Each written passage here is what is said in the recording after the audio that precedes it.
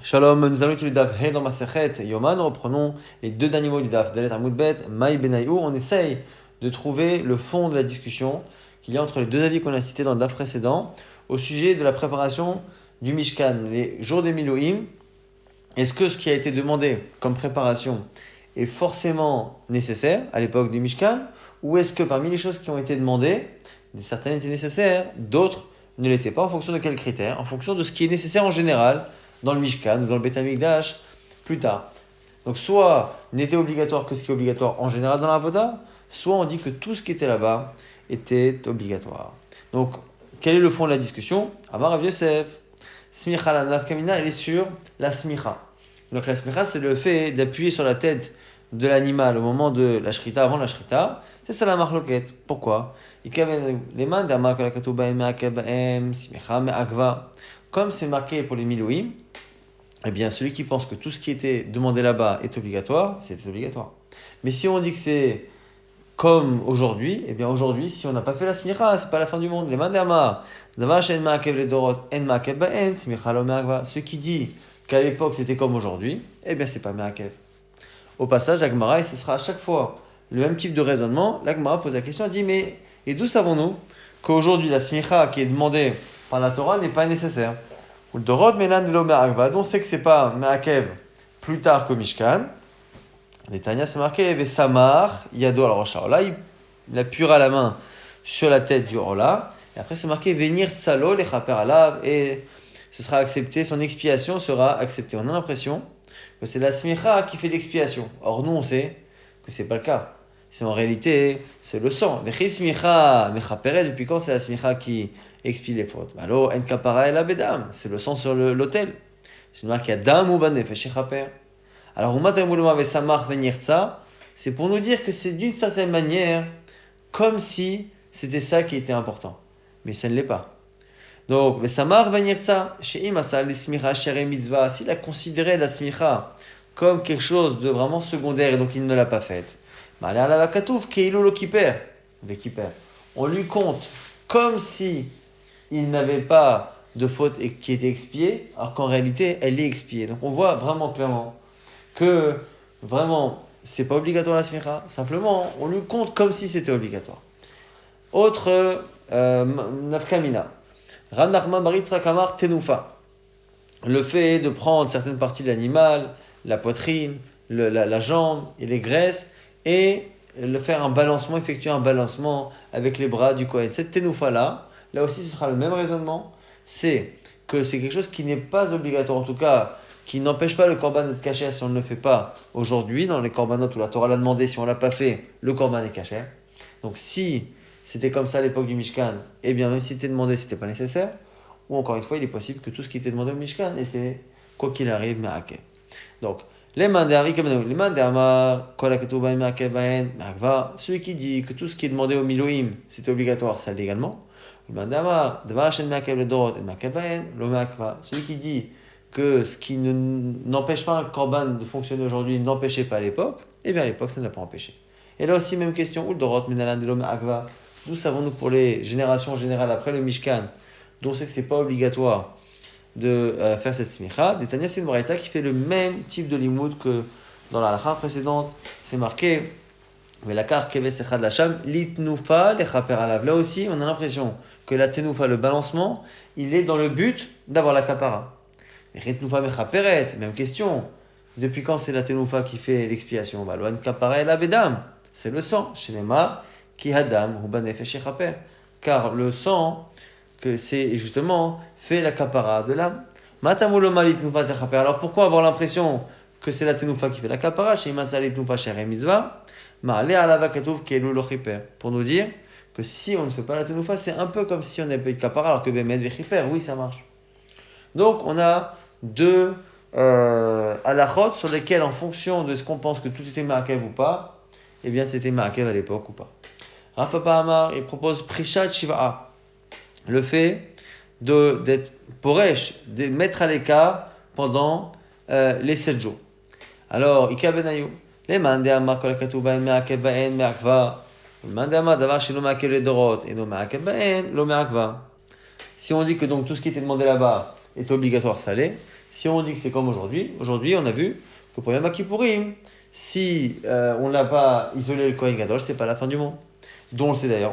Uldorot, Menana de l'Omer Agva, mais des katane matkinin, velo katane mafrishin. On avait déjà vu cet argument-là, puisque le Kohen qui est censé remplacer éventuellement, se préparer en cas de défection pour remplacer le Kohen Gadol, lui, on ne le mettait pas à l'écart pendant 7 jours. Or, il est amené, cet homme-là, à éventuellement faire la avoda de Kippour. On voit bien que pour la faire, il n'a pas l'obligation d'être mis à l'écart. Donc, c'est la raison pour laquelle on apprend que ce n'est pas obligatoire. Quatrième possibilité, Ravina Ama, Ribouille, Shiva. Lui, il dit, c'est Ribouille. Ribouille, c'est le rajout des vêtements. Les vêtements, il y a 8 vêtements en tout pour le Kohen Gadol, pour la avoda. On l'habillait pendant les jours qui précédaient les Milouim. On lui a demandé de s'habiller avec les Begadim. Et autre chose, on met Shicha Shiva, et le fait de lui mettre l'huile d'onction sur le corps et sur le visage pendant les 7 jours. Ça, c'est aussi Nafka Minaka Benayu. Pourquoi? Si on dit que tout ce qui est demandé là-bas est obligatoire, c'était obligatoire. Sinon, c'est pas Merakev. Parce qu'aujourd'hui, ça ne l'est pas. Et d'où on le sait? Ou le droit Melan de l'Omeakva. Tanya Senbraita. Chiper Kohen Hashem Shachoto Vashem Male Et Yado Lechahen Tachataviv. Chiper Kohen. Et le Kohen va être Mechaper. Le Kohen qui a fait quoi? Hashem Shachoto, qui a fait donc la Meshicha avec l'huile. Hashem Male Et Yado. Et qui a fait les jours de Milouim. Ici, les Milouim dont on parle, c'est le Ribouy Begadim, c'est les habits qu'il a portés en plus. Matamulomar, pourquoi avoir dit encore une fois Hashem Shach, Hashem Ale? On le sait déjà, les Fishnema, Shatamim, Basham Kohen, Tartav, Mibanav, puisqu'on sait déjà que la Torah a dit que pendant les 7 jours de préparation, il faudra qu'il porte les vêtements, les 8 vêtements du Kohen Gadol. Donc on n'a pas besoin de dire Hashem Ale, Vashem Shach. Elni. Et là, Nitrabe Shiva Venimshar. Shiva, ça vient nous apprendre quoi? Ça vient nous apprendre qu'on aurait pu penser qu'il faut absolument à chaque fois les 7 jours. Nitrabe Shiva Venimshar Yom Echad. Si effectivement il a mis les habits pendant 7 jours, mais que l'huile il l'a mis que pendant un jour, ou l'inverse, Nitrabe Yom Echad, il a mis les habits que pendant un jour, il a mis l'huile pendant 7 jours, Venimshar Shiva Vinaït, Amuloma, Hashem Shachoto, Hashem Maleit Yado, Mikol Makom. De là, tu vois qu'en réalité, on n'a pas vraiment besoin d'avoir à chaque fois les 7 jours. Alors ici, on a l'impression qu'il faut quand même faire au moins un jour et que l'autre soit fait de 7 jours. Mais en réalité, si on suit le raisonnement de la Gemara, on a l'impression que pour les Dorot, c'est pas Merakev du tout. Ça peut être Merakev. En tout cas, Shkachan Ribouy Shia maintenant, sur le fait, Bichlal, de lui mettre les habits pendant 7 jours et la Shemen pendant 7 jours. Alors, Ribouy Shiva Alechatrida, c'est marqué. C'est marqué effectivement, Shiva Tamim, il Basham Kohen Tartav, Mibanav. Pendant 7 jours, il mettra les habits, le fils du Kohen Gadol, qui va le remplacer. Mais Shira Shiva Lechatrila Mena, d'où on sait que l'huile aussi qu'on lui met sur le corps devait être mise pendant 7 jours. Plusieurs réponses. Première réponse, le fait que dans la dracha qu'on vient de faire, on a dit attention, tu sais, les 7 jours, pas forcément obligatoire, ça peut être un jour l'un et 7 jours l'autre, ou l'inverse. Et si on a besoin de préciser que finalement, même un jour ça marche, c'est qu'à la base c'est plus. Et si c'est plus, a priori c'est 7. Autre réponse est Baïté Madame Akra, Bigda Kodesh, Shale Aaron. Yo le Banav Acharav. Les vêtements saints qui sont Aaron seront pour ses enfants. Les Moshra Baem pour les moindres. Ou le Malebam et Yadam et les préparer et inaugurer leur fonction avec justement les vêtements. Et le fait qu'on associe l'un à l'autre, il cache ça associe l'onction à l'huile et le port des vêtements. Or, on sait que le port des vêtements, c'est 7 jours. Donc, l'onction, ce sera 7 jours. Maribou Shiva, Aveshicha Shiva. Dans la Gemara, revient sur la marque locale. Donc, est-ce que tout ce qui était demandé au Mishkan était obligatoire? Pourquoi Maïta Amadama demande Amar Kolakatouma Makev? Quelle est la raison pour laquelle il y en a certains qui pensent que tout ce qui était demandé là-bas était obligatoire? En sachant qu'en plus, souvent, dans le coaching, tout ce qui est Korbanot, pour que ce soit vraiment Me'akev, il faut que ce soit répété 2 fois normalement. Amar Abisra Barabisna Markra, inversé, Salaron au Banav, Kacha. Dans la paracha des Milouim, c'est marqué, tu feras comme cela à Moshe Rabbeinu, tu feras comme cela à Aaron et à ses fils, tu feras Kacha. Kacha ainsi, c'est une manière de dire que c'est comme ça et pas autrement, donc c'est obligatoire. Kacha et Kuvaou. Il m'a dit, ok, très bien. Sauf que, parmi les halachot là-bas des Milouim, il il y a l'immense majorité qui est marquée dans cette paracha, sur laquelle c'est marqué et tu feras ainsi. Donc effectivement, tout ce qui est là-bas est contenu dans cette obligation de faire ainsi, c'est-à-dire de ne pas bouger. Le seul problème, c'est qu'il y a certaines halachot qui sont marquées dans une autre paracha. Et là-bas, il n'y a pas marqué kacha. Donc, mitad ektiva be'ayana, ce qui est marqué dans cet endroit de la Torah, je veux bien, mitad l'oktiva be'ayana, ce qui n'est pas marqué. Ici, ce qui est marqué dans le Tzav, par exemple, le fait de mettre les Urim et Tumim dans le pectoral pour qu'on puisse après demander à Hachem telle et telle réponse. Mais Nalan, ça, c'est halakha-là, d'où on sait que c'est marqué. Amar Rav Nachman bar Yitzchak Yalif Petach Petach. Lui fait une Xera Shava, qu'il y a entre Petach Ohel Moed et Petach là-bas pour les Milouim. Et donc, c'est pour ça que c'est obligatoire. Ah, mais Chercher propose Amar, non. Ushmartem et Mishmeret Hachem. Là-bas, dans la paracha, c'est marqué, et vous garderez la Mishmeret, qui justement permet de protéger. Et vous garderez la Torah, ici Mishmeret Hachem c'est la Torah, et vous la préserverez bien. C'est une manière de dire, ce que je vous ai dit, il faudra absolument l'appliquer. Et Kouva, donc c'est pour ça que c'est marqué. Troisième réponse, Rabashi Amar, Kiren Souveti. Là-bas c'est marqué, vous la garderez, Kiren Souveti, car c'est comme ça que j'ai reçu l'ordre. Et donc c'est Ikouva. Donc soit c'est Ikouva, parce qu'il y a Petar Petar, soit parce que c'est marqué Shmartem et Shmirat Hashem, ou c'est marqué Kichen Souveti. Comme on a parlé de Kichen Souveti, la Gemara apporte une braïta. Tanora Banan, lorsque justement le 8e jour, les fils de Aaron ont fait la Avoda, donc les 2 premiers fils sont morts, il est resté les 2 autres fils et Aaron à Cohen, et il y a eu plusieurs korbanot. Donc il y a l'offrande de Mincha, là-dessus c'est marqué, vous allez la manger au Misbéach, Kichen Tsuveti, c'est comme ça que j'ai reçu l'ordre. Après, au sujet du Korban Khatat, il va leur dire de la manger Kachat Tsiveti comme j'ai ordonné. Et au sujet du Korban Shlamim, c'est marqué aussi qu'il faudra le manger Kachat Tsivachem comme Hachem a ordonné. Alors pourquoi on a besoin de ça? Kichen Tsuveti, Nino Turchloa, c'est pour leur dire voilà, le Korban Mincha, l'offrande de Mincha, même en tant que Onen, quelqu'un qui vient de perdre quelqu'un qui n'a pas mangé les kochim, vous aussi c'est exceptionnel, vous les mangerez. Quand il a dit après Kacher Tziveti, Meshaat Maaseh Amalem, il leur a dit après le Korban Khatat. Ils ont brûlé le Korban Khatat parce qu'ils pensaient qu'en endeuil ils ne pouvaient pas le manger. Et il leur a dit qu'il ne fallait pas le brûler, il fallait le manger. Et Kacher Tziva Hashem, Velo Melay Aniomer. C'est au sujet, donc des Miloum, il leur a dit Kacher Tziva comme Hashem a dit. C'est une manière de dire c'est pas moi qui ai finalement inventé cela, c'est Hashem qui a dit. Maintenant, Amar Rabbi Yossi bar Rabbi Chanina, Mirnasaim en Ktuvim b'parasha. Il dit, le port des Mirnasaim, du sort de pantalon que portaient les Kohanim, ce n'est pas marqué dans la Torah. Dans la paracha, en tout cas dans cet endroit-là pour les Milouim, ce n'est pas marqué ces vêtements-là. Comment on sait? Keshe Omer, pourquoi? Parce qu'en fait, c'est marqué à un moment donné sur les Milouim, Vezeh adavar asher ta'aseh. Voici la chose que vous ferez. Les Kadesh Otam, les Chaen, pour les sanctifier, pour qu'ils deviennent, pour prendre leur fonction. C'est marqué, et voici la chose, Vezeh adavar. Et juste avant, c'est marqué les mitzvot de faire les habits, et c'est marqué Va'aselahem ichnesevad. Tu leur feras des pantalons de lin. Et après c'est marqué et voici ce que tu feras. De là on voit que le et relie la phrase qui arrive à ce qui a été dit avant, c'est-à-dire les pantalons, et donc ça inclut les pantalons.